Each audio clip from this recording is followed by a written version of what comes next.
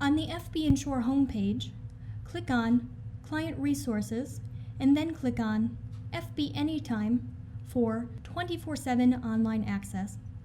The FBanytime under Personal Resources or Business Resources will both take you to the same login page for FBanytime. Click on the orange Login Here button on the lower left of the FBanytime page. This will bring you to a page that gives you the option to log in, create a new account, or reset a forgotten password. Best practices. Remember, these credentials protect your personal information. Please store your credentials in a secure area and do not leave them out or around at any time. Log off after every time you are finished using FBanytime or walk away from your computer. You can do this by clicking Log Off in the upper right-hand corner of your profile page.